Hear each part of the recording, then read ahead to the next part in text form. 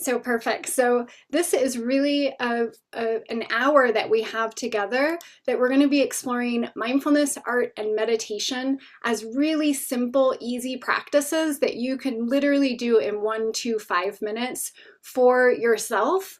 Or if you're a parent and teacher, practices that can also be shared with kiddos. They can be modified depending on their age ranges. And there's so many benefits, which I'll talk about. So if you're just now joining, just to mention, you want to be sure you have pen or paper, something to color with. Anything you have is fine. I'll show a variety of materials. And then if you feel comfortable putting in the chat where you are in the world, it's so fun to see all of the different places in our global community, as well as the ages of kiddos you might have in your life. It's great for me to know also if you're a parent or a teacher, because I can help when I'm sharing information. I can give you more specifics that might be supportive for you. So I'm seeing kind of a range all the way from 4 years old up to 13 years old in the chat, and a mix of sharing, it looks like, with some mindfulness already with kiddos, which is great. So I'm going to share my screen because I'd love to show and talk a little bit about the practice. If you're like me, I like to kind of understand a bit more about it first and some of the benefits, and then I'll switch my tabletop and we'll actually have some creative playtime together, so you can actually feel and experience what that's like and some of the calming benefits. So let me share my screen first.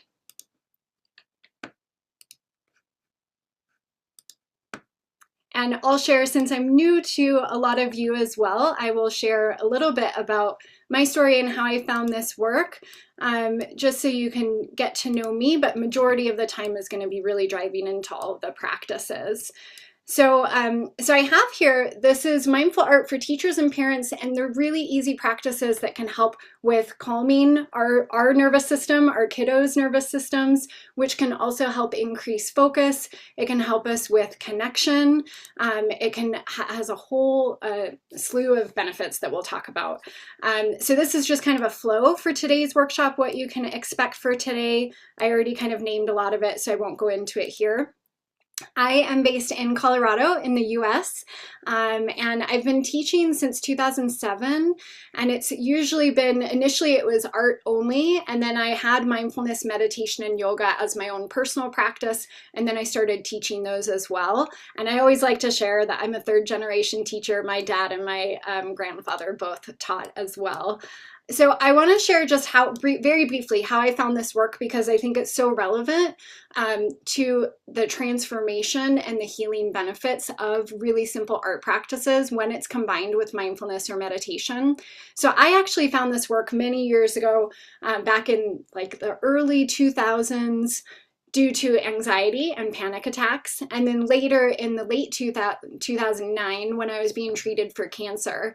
And what I've noticed for myself is that art and mindfulness and meditation was always a way back to the present moment for me to feel more comfortable in my body, for me to feel less stressed out. It was great to help manage anxiety. It was really something that when I was going through cancer treatment, when I didn't have words for things, it was a great way for me to process that. And that is amazing, not only for adults, but also for kiddos. These practices are ways that can help calm them down, but sometimes when they don't have the words, or if they're feeling a bit frazzled, this is a really accessible, fun, playful, creative way that we can support ourselves. So I'll talk more about that. It led to me creating a couple of practices that you see listed at the bottom here, which we're going to explore today, breath doodles and aqua doodles. And it also was a catalyst for me to earn my MFA degree, and I'm not exaggerating, about 20 different certifications. And since then now I've been teaching online and in person, and I've taught globally with students in more than 50 countries.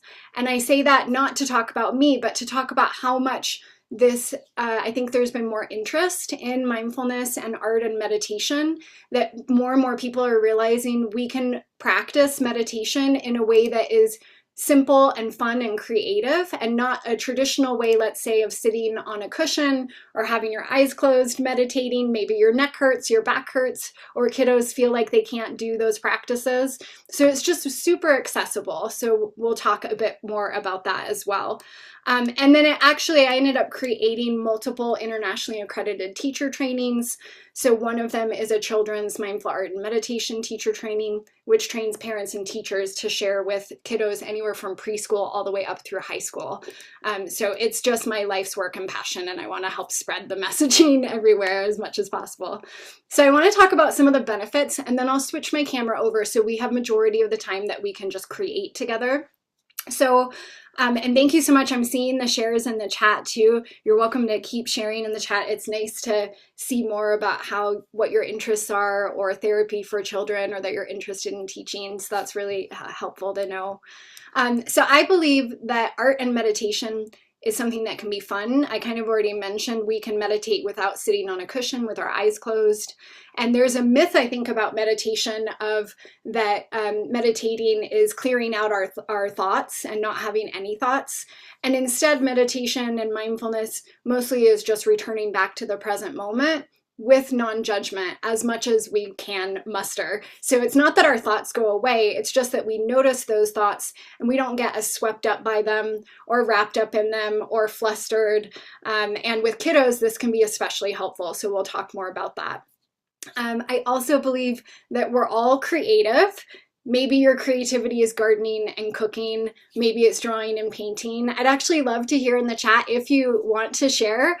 How do you feel like you're creative in your life, or what creative practices do you enjoy, or do your kiddos enjoy? Because I can help tailor some of the activities today to support that. So if you feel like putting that in the chat, I'll keep an eye on it.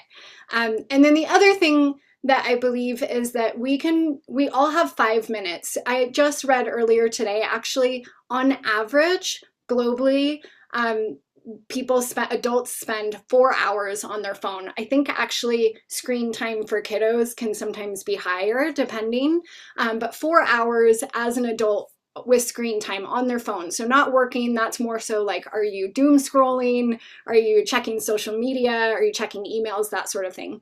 So when we feel like we don't have time for something, oftentimes it's that we are distracted, we're overwhelmed, we're stressed out, and a lot of times, and I'm guilty of this too, I will go to doom scrolling, or I'll go to these automatic things that I'm doing maybe as a way to soothe myself, but it actually just ends up stressing me out more.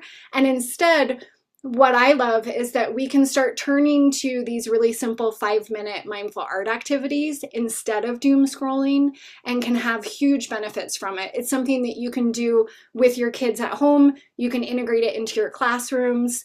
It's very simple. I'll show a variety of things. So I'm seeing in the chat, drawing with Photoshop, so fun. Watercolor painting, more drawing, cooking, drawing, meditation. Love all these. Zen doodle, yoga, reading. Love that. Yeah, so there's so many different ways. Today we're going to be doing a bit of drawing, painting. I'll talk about other ways you can bring it into your yoga or meditation, or collage, even photography, things like that. And the last part is that I believe mindful art equals connection. And what I mean by that is that it's a way that we can reconnect with the present moment. It's a way we can be kinder to ourselves. It's an amazing way that kiddos can also be kinder to themselves, which can help with connection, not only to ourselves, but also to others. So I don't know about you, but how many times after you really take care of yourself, or that whole, you put the oxygen mask on yourself, how many times are you then able to show up in the world in a way that you feel more like yourself, or more like the person you want to be? I know I've experienced that, and that's what I mean by connection. And I'm seeing loving doodling, painting on pebbles. Yes, I just was looking at playing with acrylic markers the other day, which are great for drawing on pebbles, and doing like the dot painting on pebbles.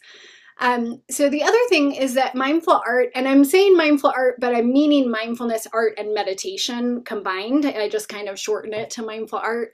So mindful art really is for everybody. It's for people who have been artists their whole lives. It's for people who feel like you're not creative. It's for children all the way up to seniors. It's for people who already have a meditation practice or have tried to meditate once and couldn't, or felt, you know, like it's hurting my back and I can't do it. I notice I tend to have a lot of people who practice yoga as well, or mindfulness. And it's really especially for teachers and therapists and parents as well, because these are practices and tools that you can learn how to share them based on modifying them for ages. The other thing that I notice, this is what I often will hear sometimes from students, is adults and children, is having this feeling of not being good enough. More times adults say they feel like they don't have time, or you might feel anxious or stressed or burned out. I feel like oftentimes we can really tend to and take care of other people, and pouring all that energy out, sometimes we can, what I hear from students is they feel like guilty sometimes for taking care of their own self-care, or that they don't have the time to take care of themselves because they have so many other duties, to-do lists, family, work, that sort of thing. So these are really simple, quick practices to put your own oxygen mask on, and then also things that you can share with children, and I'll show you more about that.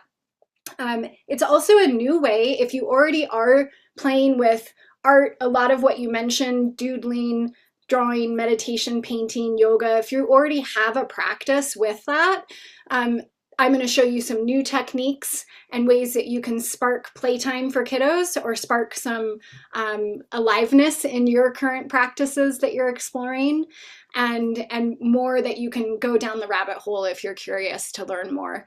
And these practices are things that you can do online or in person.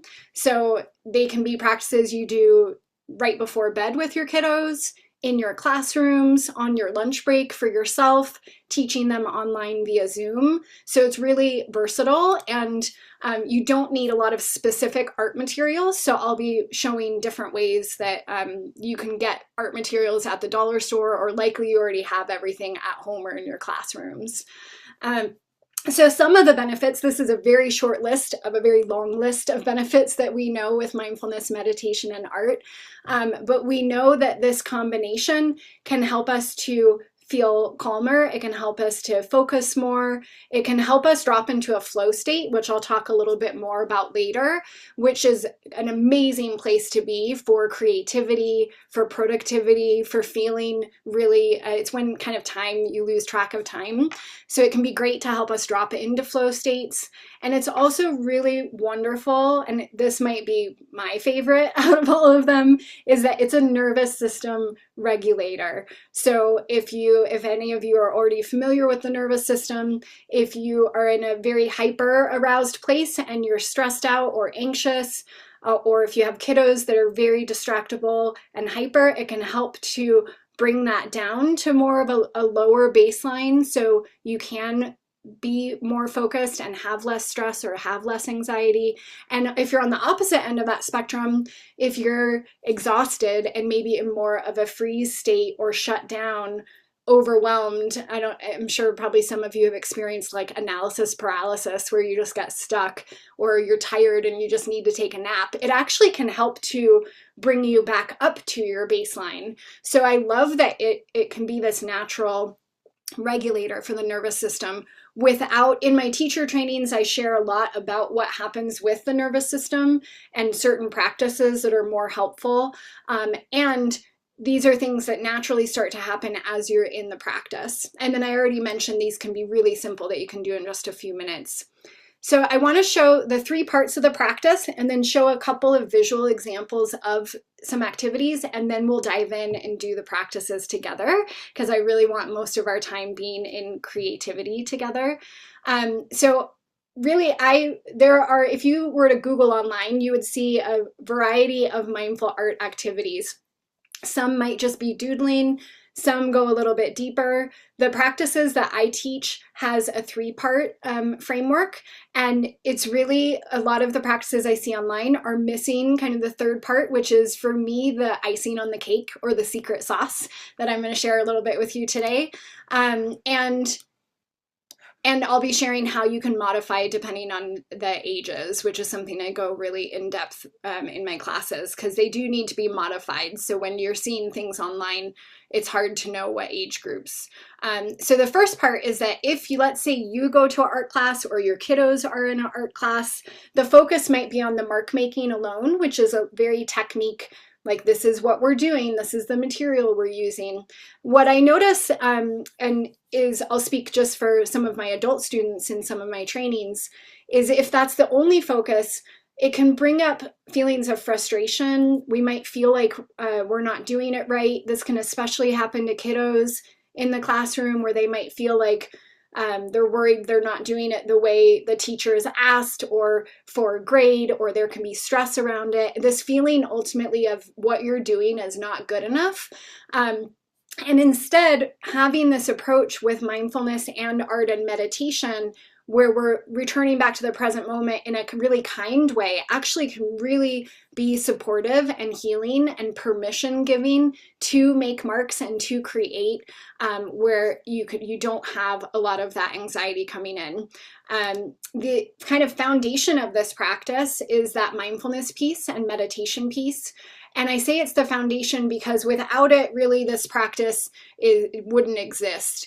And when we have that mindfulness meditation piece brought into the creative practice, what we notice and what we've seen with scientific studies as well is that people are more likely, adults or children, to be able to relax as you're creating, because you don't have that pressure, whether self-imposed or externally, you don't have that pressure to create. And it can help to naturally drop into that flow state. So flow state, which I mentioned earlier, and I'd be curious just to hear in the chat, like if you've heard of flow state before. I'm sure many of you have.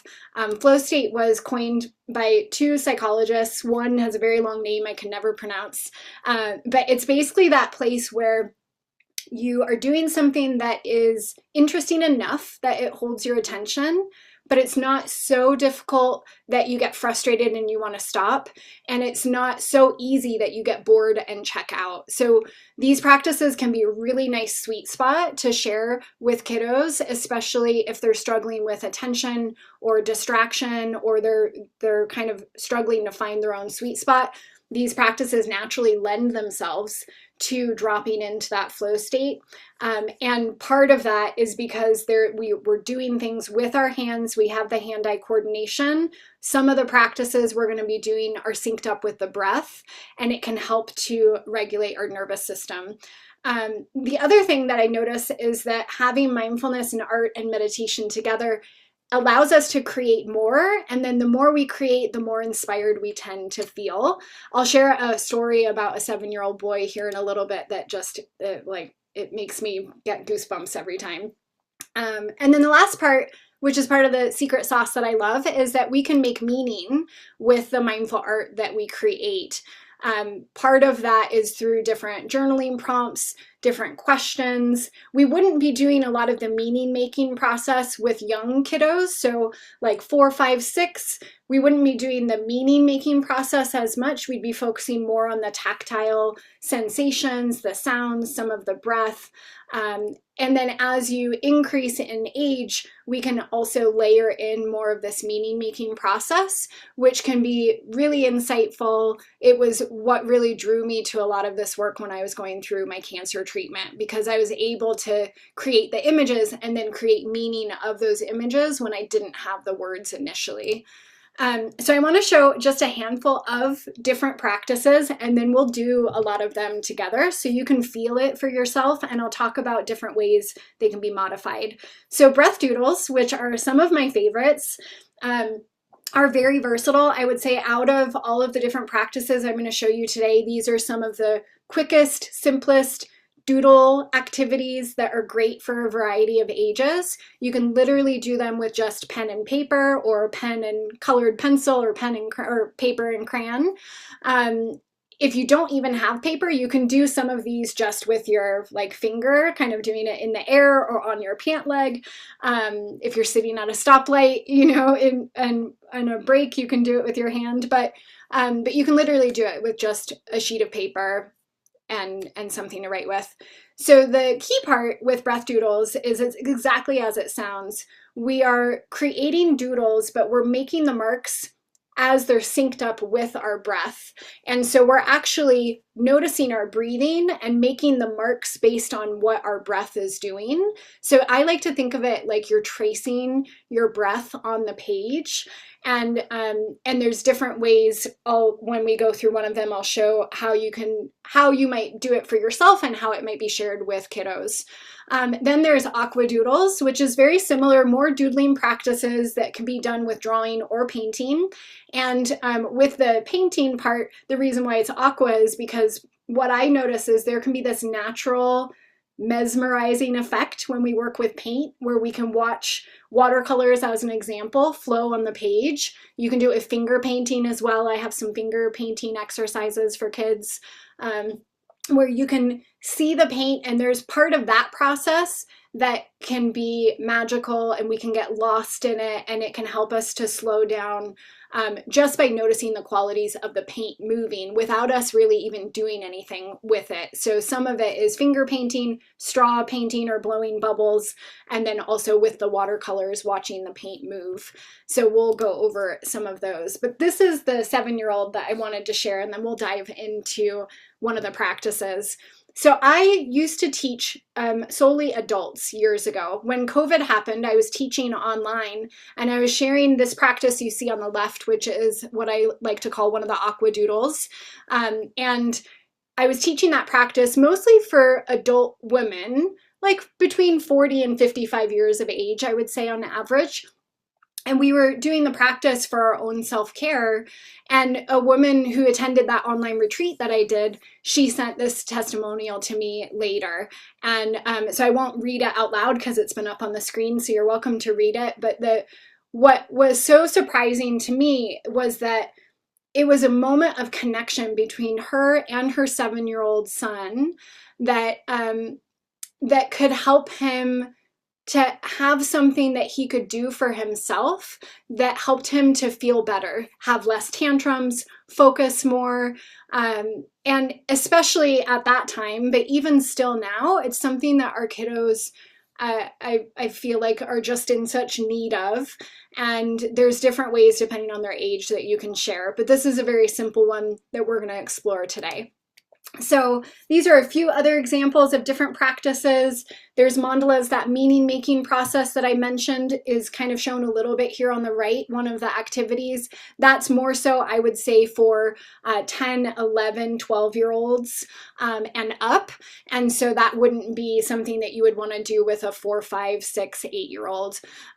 So there's so much. We have limited time today, so I'm going to show breath doodle, aqua doodle. We'll kind of do some taster sessions so you can get a feeling for it. And then I have a free workbook that you can download. I'll include the link later, where it has 5 more activities that you can do at home. And then if you have the choice, you can join my, continue to stay on my email list after that or not. If you stay, I tend to share a lot more articles, things like that. And then in the teacher trainings is where I go deeper, where it has 20 to 30 different practices, and it shows the age groups and how to share it. So we will jump into some creative play. I'm going to switch my camera over so you can see, just as an example, what I'm doing, but you don't need to copy what I'm doing at all. It's just to give kind of a reference point. And if you don't have some of the art materials or supplies that we're going to be playing with today, that's totally fine. Just use what you have so you can kind of get a feeling for it. If you don't have anything, you're welcome to just watch, and then you can always join in later. So any questions before I switch my camera over and we kind of go into some creative playtime? If you have any burning questions, you can share them now. We'll have Q&A time at the end as well. Perfect. Okay, so let me share my screen. Excellent. So I won't really be able to see the chat here very much. Christella, if you wouldn't mind, if anybody has a question, would you let me know? And if not, I'll keep an eye on the chat that I can. No, of course. I'll keep an eye on the chat and I'll let you know, Cynthia. Thank you. I really appreciate that. So let's see. So I want to show a couple these are that testimonial that I showed. These are some more of those meditative watercolor doodles.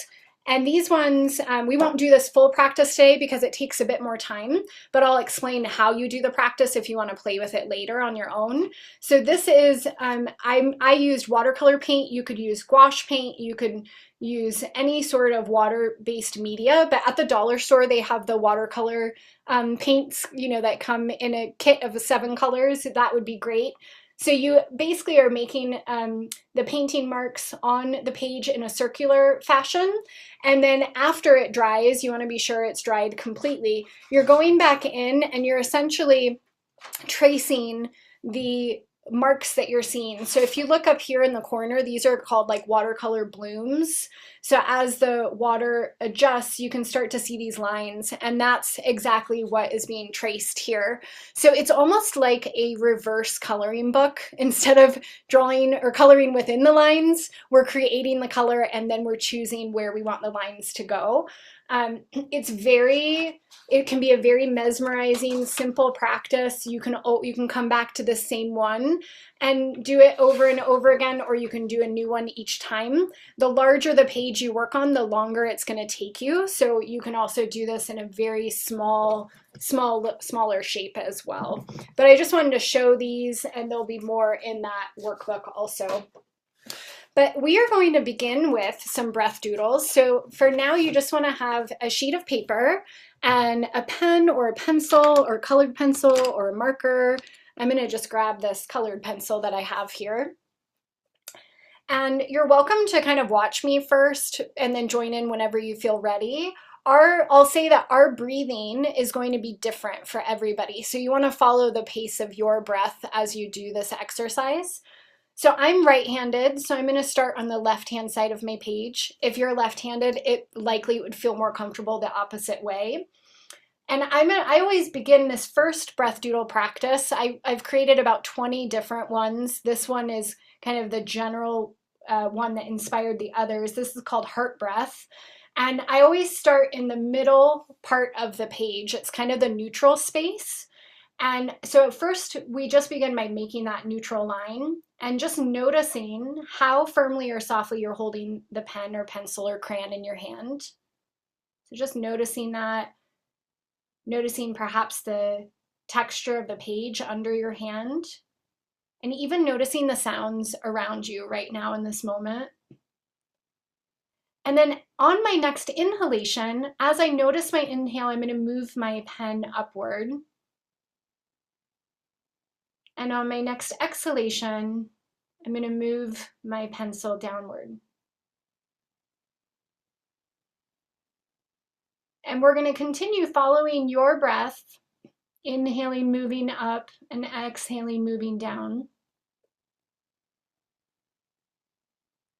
And noticing that you might have a natural pause between your breaths. That's when you're curving around the top and the bottom.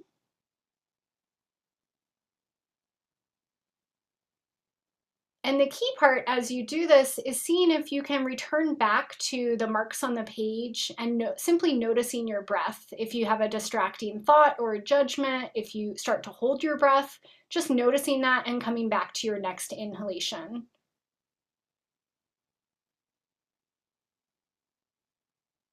It can be great to choose an anchor point as well. So maybe an anchor point is how firmly or softly you're holding the pencil. Maybe it's noticing the sounds around you or the temperature. Or just being aware of feeling the paper under your hand as you move.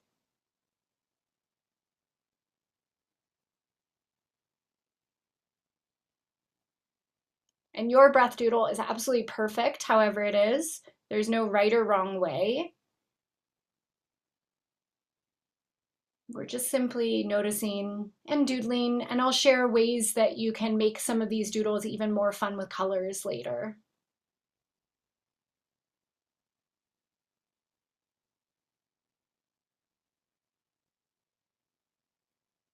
And you can move the pen or pencil however fast or slowly you'd like, as long as you can fit it on the page.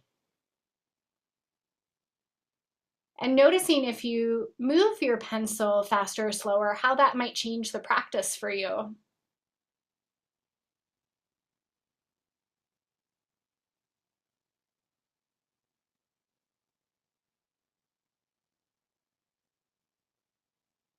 And again, noticing if you have any distracting thoughts, just coming back to looking at the line, perhaps noticing the wobbliness of the line on the page.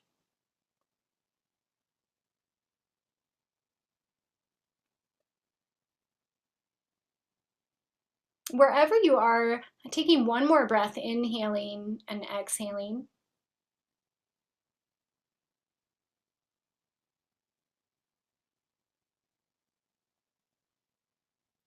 And I'm going to pause here.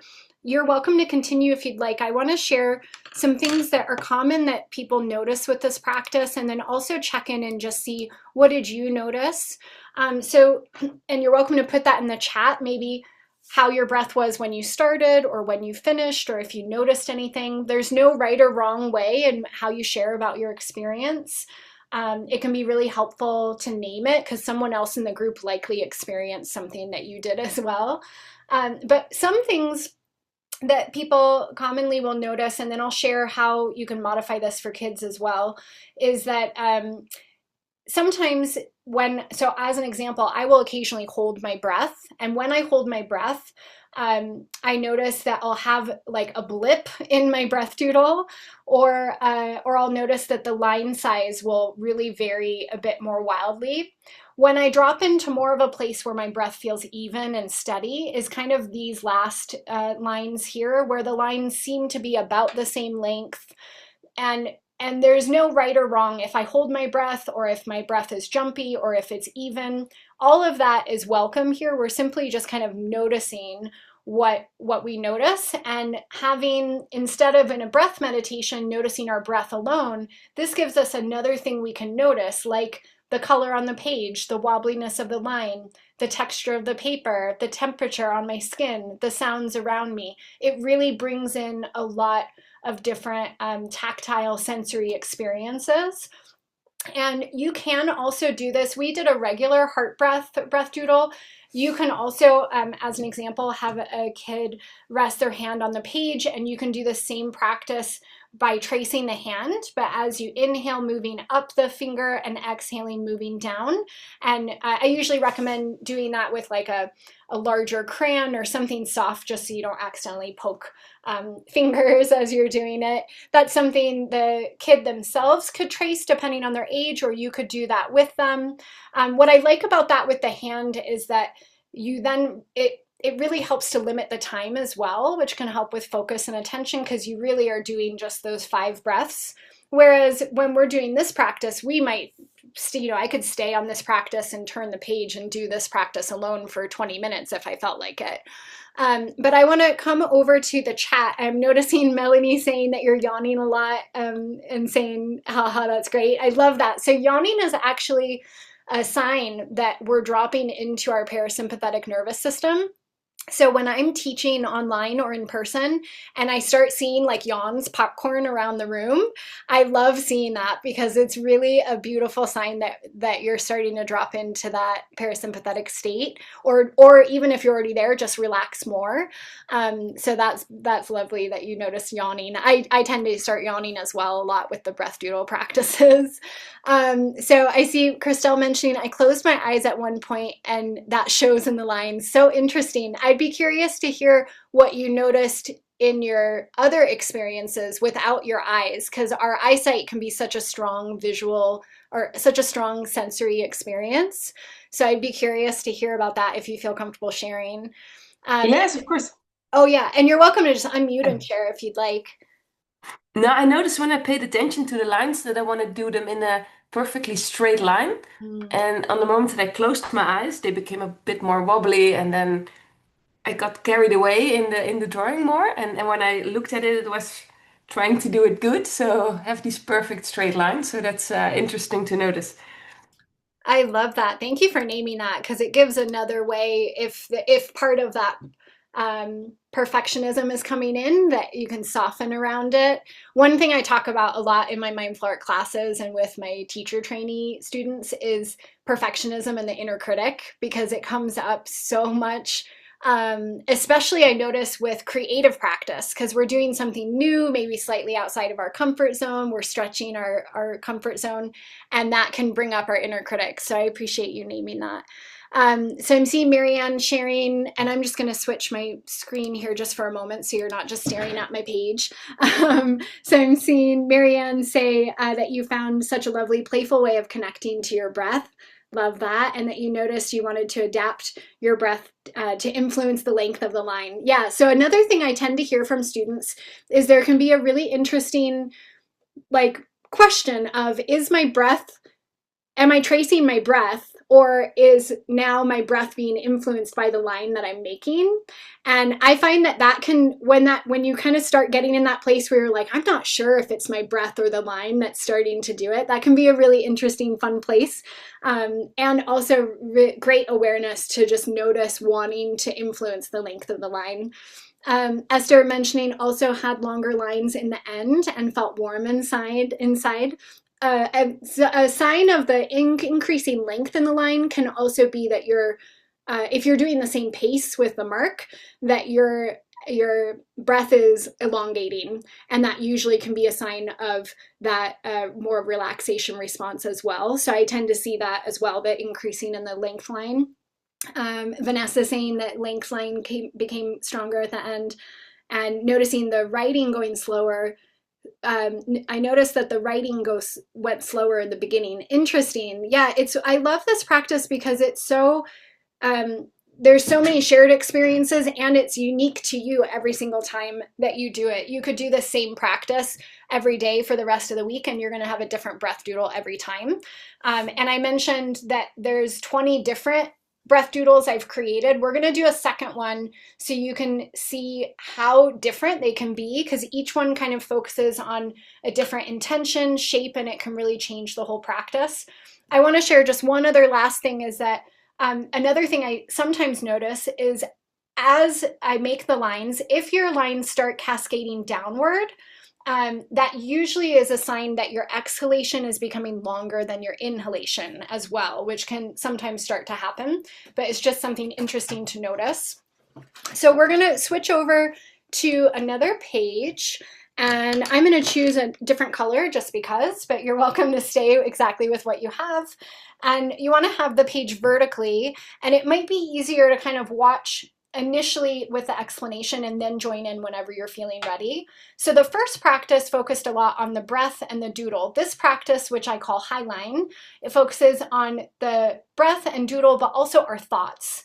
And so this practice came about because I used to have a partner who I dated who did highline and tightrope walking and slacklining, lots of yoga practices. And he would say, you're either on the line or you're not. And what he mostly meant by that is the second his attention wavered from focusing on the tightrope walking, that's when he would fall off. And so that inspired this activity that I created, which is we're going to do the line vertical, which is our neutral line. We're just noticing that line. And the moment I notice that my mind wanders, that I have a thought essentially kind of falling off the line, I'm going to make a mark to indicate that. So if I think about something in the past, maybe grocery shopping I did yesterday, I'm going to do the line to the left. If as I'm noticing this line, noticing the wobbliness, I have a thought about something I need to do tomorrow in the future, then I make the line to the right. If you want to simplify it, because it's totally up to you, anytime you notice a thought come in, you can just make a kind of circle shape to just indicate a thought and then come back to the line. What I love about doing this practice with kids is that they can choose, you're welcome to choose as well, whatever shape you want to make. So they might choose a star or a moon or, some sort of shape that they can choose anytime they have that distracted thought, and then come back to the line. So we're going to do this across the page. Again, you can experiment with moving more quickly or slowly. And then I encourage you to stick with what helps you to be more present with the line and with your breath and this moment. And if and when you notice your mind wandering, there's nothing wrong with that at all. That's part of the practice. That's actually when we're doing the practice, in my opinion. And then, so just noticing it and then coming back to the page. One thing I notice with this practice as I do it, since I live in Colorado, is it at the end, it tends to look like aspen trees or white birch trees, which I love.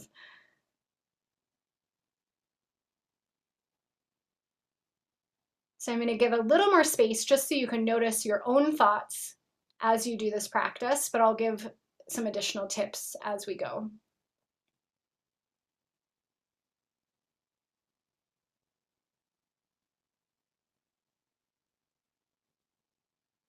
And again, you can still keep in mind any sounds you might be hearing, or I notice I'll start to hold the pen or pencil a little firmly in my hand and seeing if I can just notice how strongly or firmly I'm holding it, and then releasing some tension there and coming back to the page.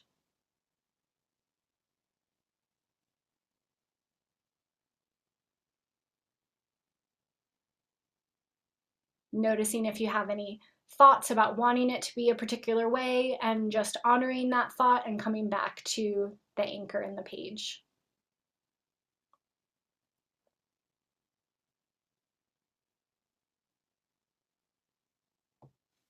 So we'll do one more line wherever you are.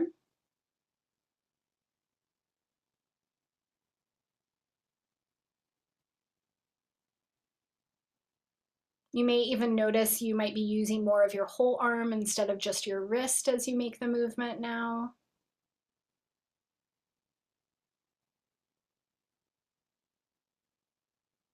Noticing if you have any curiosity about the thoughts, and then just returning back to the exercise. So you're welcome to continue if you'd like. I'm going to pause and just kind of name some things with this practice as well. This can be a really fun one to do with kids for a couple of reasons, depending on the age, as because this would be slightly older as well. But I like doing this practice with kids because you can do this over multiple sessions, and then you can also have them color in. And so you can have more of a coloring practice, and then as they are coloring as well, still noticing some of those things that we're naming. Depending on the age as well would be how simple or how in-depth you would share on something like this. I like to sometimes notice, just as a general like curiosity, did I notice anything shift or change in the number of marks that I made? Like, what did it increase, decrease over time? Did I notice distractions? Was I having the same type of thought coming in? How did I respond when that thought came in? Was there a particular anchor point that felt really supportive for me, like noticing my breath? Or today for me, it was how I was holding the pen or pencil. So this practice, you can tell, is so different from that first breath doodle that we did, because it's much more engaged with the thought process. And so, so usually when I share, people have different preferences. Like, oh, I prefer the one approach over the other, and there's 20 different ones. So, so it can resonate and just adjust differently. So if you'd like to put in the chat anything you noticed about Highline, you're welcome to share as well. And then as you, if anyone feels like sharing, I'm going to put in the chat too. I forgot to put this earlier, but I know sometimes people like to create with music and others like to create in silence. So I'm going to put in the chat if you like to, if you'd like to have music on in the background, since we are all muted. I have two playlists here. One I created that has ocean waves and piano music. The other has more of a calming ambient music. So you're welcome to play either of those in the background and notice maybe how that changes your experience. So we are going to do one other practice. I wish we had more time. It's just something we have We have so many choices. There's so much that we can do. So I'm going to show an example of a couple of these, and we'll dip our toes in a little bit today. And noticing Esther sharing you had less thoughts during the exercise. Nice. So I think you're meaning like as the exercise went on, you had less and less thoughts, maybe. And then noticed feeling really distracted at the beginning from Camilla. Yeah, I think that I find that super common that usually it starts to slow down the thoughts, not always, but a lot of times. So these are examples of body scan drawing meditations. I'm curious, and maybe you can just give kind of a wave on the camera. How many of you have done a body scan meditation before? So just more of a standard body scan meditation. Awesome. And then for those of you who haven't done a body scan meditation, it's really where you just start scanning your awareness, usually starting at your feet or at the top of your body and moving slowly up in one direction and noticing body sensations, thoughts, emotions. It depends who's facilitating it, what the invitations are. And so this practice is exactly that, except we're also then bringing it to the page. So this is a more traditional body scan drawing meditation, where after the meditation, this is like a gingerbread person shape. You can then make marks and colors based on what you felt on the page. And it's pretty self-explanatory. You can write words as well. Sometimes I've noticed creating this in a shape can feel more challenging. Sometimes there's a preference to have it be less literal and more abstract. And so that's what these ones are. Which one is in a triangle? There's a circle. You can do it in any sort of shape you'd like. A square, rectangle, star, doesn't really make a difference. Whichever you feel drawn to. What I like to do if I'm doing the triangle is I imagine that I'm sitting with my legs crossed. And that this top part is more of my head area. This middle section is more of my chest midsection, and then this bottom part would be my legs crossed. So still kind of helping to keep in mind what I'm experiencing in my body. So I like to create the shape first before doing the meditation. So if you want to choose whatever shape you'd like to play with right now, I'm gonna, I think, create mine with a circle today. And I'll just leave these off to the side for a moment if you want to kind of see them. But I'm going to create a circle, and I usually recommend just using a coaster or a coffee mug or something that you can trace if you'd like to do a circle. But you can do everything freehand as well. And we want to have the shape there first, because then when we come out of the meditation, and we'll do a very brief scan today for time, you don't have to then come out of the meditation to choose, like decide which shape you're going to make, because we're accessing different parts of our brain. So we want to just have that shape ready for us whenever we start. So I'm going to do circle. And I'll switch my camera over just so you can have me on the screen as I guide the meditation. This will be normally when I do this practice for myself, or if I'm sharing, I usually like to do the guided meditation part for 5 to 10 minutes. But because I wanted to give a variety of different practices today, we're going to do a mini shortened body scan meditation so we have some of the time to make the marks. And then I'll come back on the screen, can share a bit more with that workbook with more prompts and answer questions before we close for the day. And I'll share a few more variety of practices. And I think there's 5 activities in the workbook that will share a bit more. So you're welcome to have your eyes closed if that feels comfortable, or you can simply have a soft gaze. If you choose to have a soft gaze, you just maybe want to not be staring at the screen, just looking down about 12, 24 inches in front of you, not really focusing on anything, allowing your eyes to soften and just relax a little bit. You're welcome to have your hands resting on your lap, or perhaps resting on your heart or belly. And we're going to begin just by taking 3 breaths together here. So if you'd like to join me, we'll inhale and exhale. You're welcome to make a sigh or a sound since we're all muted. Inhaling and exhaling. We'll take one more breath, inhaling and exhaling. An invitation to make any small micro adjustments that might help you to feel even 5% more comfortable as you are sitting here with me today. And as we are sitting here, just noticing the support of the chair, perhaps where your back or the under part of you might be resting on the chair or the support. And noticing your feet resting on the ground. Perhaps even wiggling your toes and allowing that to be let go and just coming towards a place of rest.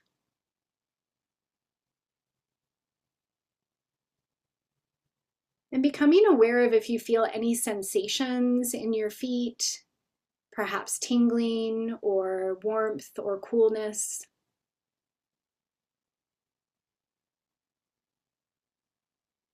Perhaps noticing the weight of your feet as they rest on the support.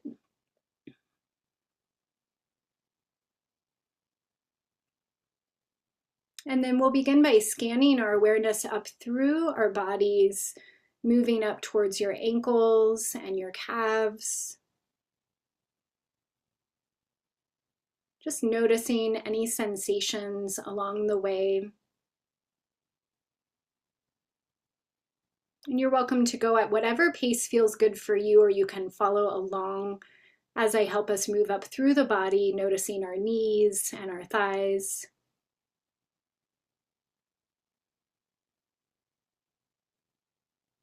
Noticing your lower belly and lower back, perhaps even feeling your belly move with your breath.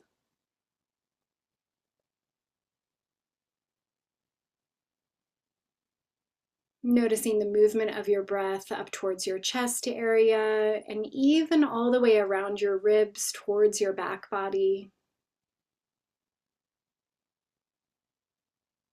This natural ebb and flow of our breath that works all on its own without our help. Drawing your awareness up towards your shoulders and like a waterfall, allowing your awareness to move down your arms, your forearms and wrists, and landing in your hands.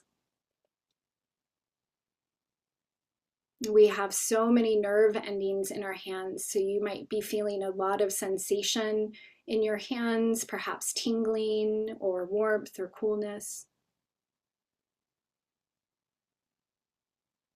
And offering a moment of gratitude for our hands that allow us to do and create so much in the world.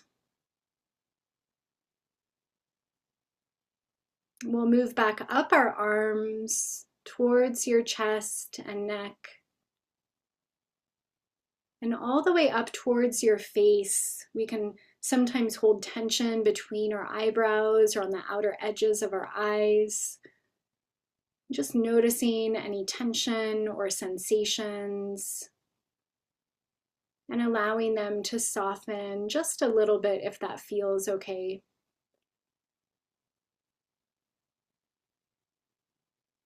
And noticing your whole body and seeing if there is one area in your body that you are noticing more sensations. Perhaps even those sensations have a word, a descriptive word, or an emotion or thought.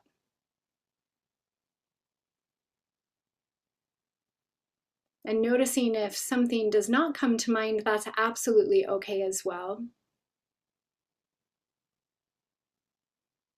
If you could choose a color for that shape or those words, seeing if you can assign a color, and there's no right or wrong. And as you're ready, you're welcome to flutter your eyes open if they've been closed. And we'll come to our page to make just a couple of marks about what you felt in that meditation, knowing that you'll have more time later to add to this.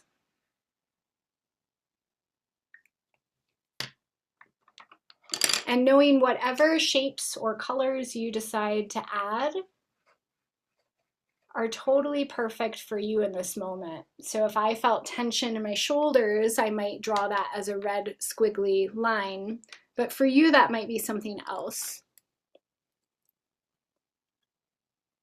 And if you had any words that came to mind, like an emotion or a thought or a descriptive word, so maybe for me, it might be tight or warmth was another sensation I felt, you can add that into your image or around your image as well.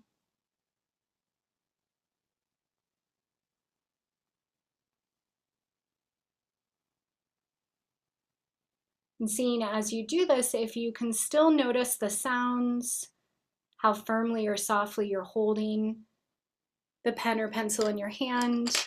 And if you have any judgment, seeing if you can just return back and be kind to yourself.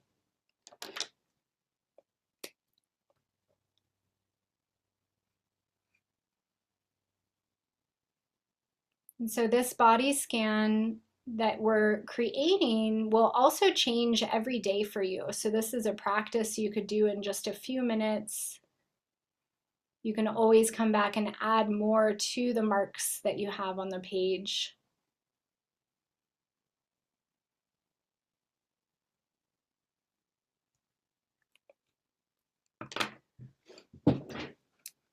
And so I'm going to pause here just because we are limited on time. So you're welcome to continue with this later on. I would love to share the workbook with you and a bit more information, and then open it up for a few minutes for Q&A if anybody has questions. So I know those are little teasers of a couple of practices. I'm going to share my screen one more time. And then I will put the link for the workbook in the chat box as well. So actually I'll do the workbook right away so you have that. So this has some more information about benefits. It has 5 more mindful art activities that are modified slightly that you can do for yourself or if you're sharing with kids. And I want to share just a bit more information if you're curious to dive deeper. So let me share my screen, and this will be just a minute or two. I know we started a few minutes late, so I want to be mindful of time for everybody as well.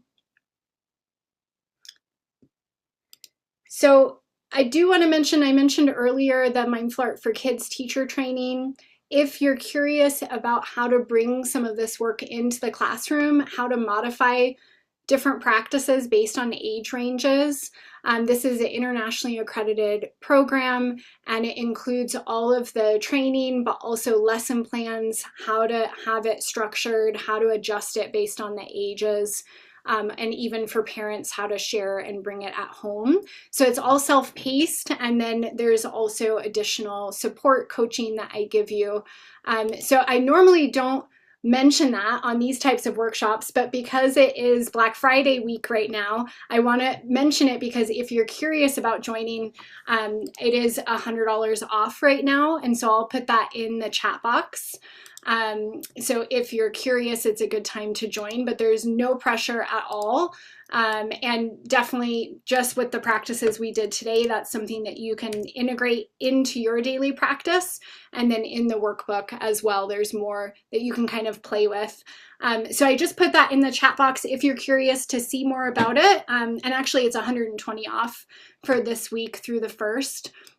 But I want to check in and see if you'd like to share anything that we haven't talked about yet about your experience with some of the mindful art activities.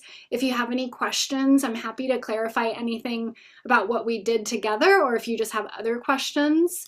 But I'd love to just check in and see. You're welcome to put it in the chat, or you can just unmute because we're a smaller group right now. So you can unmute and share or ask questions that way also. And there's no pressure to share too. Can I add something? Yeah, Esther, go ahead. I was wondering, do you have to do it on white paper? And you don't have to do it on white paper, no. So I sometimes will do the practices on, you can do it on colored construction paper, you can do it on black paper. I actually have Let's see if I have any here. What can be really fun on black paper is I use silver and gold pens. I don't think I have it. Oh, I have one right here. So you can use silver and gold pens, or you can even use other types of like crayons or even oil pastels. And so that can have a different effect on the paper. So it doesn't have to be white paper, not at all. It just happens to be what I have here right now. Oh, and I was wondering, I had dots on my paper, so Oh, so I was like, when I draw a line, I was like, oh yeah, that's easy for me to. So maybe that's also better to have a blank paper. I think having a blank paper can be helpful because it's literally like creating on a blank slate. So you don't have any other lines or dots, visual information that's coming in. Yeah. Yeah, so if you can do it on blank paper, even just like a sheet of computer paper, or, you know, it doesn't have to be watercolor or mixed media paper. I usually recommend that. Yeah, not having marks on it already. Okay, thank you. Good question. Thanks for clarifying that. Any other questions or comments? So I'm curious, just by kind of show of hands, for those of you who have done a mindfulness or meditation practice, if this felt similar or different. I guess you can't really show that in hands. If it was an interesting experience for you, if you've already done mindfulness or meditation, having the art piece brought in for you, and you can just have any sort of, yeah. Nice, so fun. It's, I think for anybody who doesn't already have a practice of mindfulness and meditation as well, it can be such a simple way to come into doing those practices through creativity and doodling. I'm seeing Laura sharing that it was new for you. And it's something that is very, very accessible for kids. And it really just depends on the age that it's being shared with, of how the practices are being modified. But I have seen mindful art be shared with anywhere from preschoolers up until, I think I've had close to 80-year-olds in some of my trainings. So I love that because it's just, you can do it at any age and you don't need a lot of supplies to do it. So I'm seeing Camilla say, I just wanted to say thank you. You're welcome. Thank you for being here today. That you felt that it can also be great for kids and teens and adults, of course, who have problems with sitting quiet and still. And that they mostly say that meditation is boring. Yeah, so a huge part about these practices that I find is that it does a few things I mentioned with the body and our nervous system. It also helps us drop into more of an alpha theta brainwave. So if you are highly distracted or go with your thoughts and more in the beta brainwave, it can help to bring that down as well. And alpha theta is where creativity lives.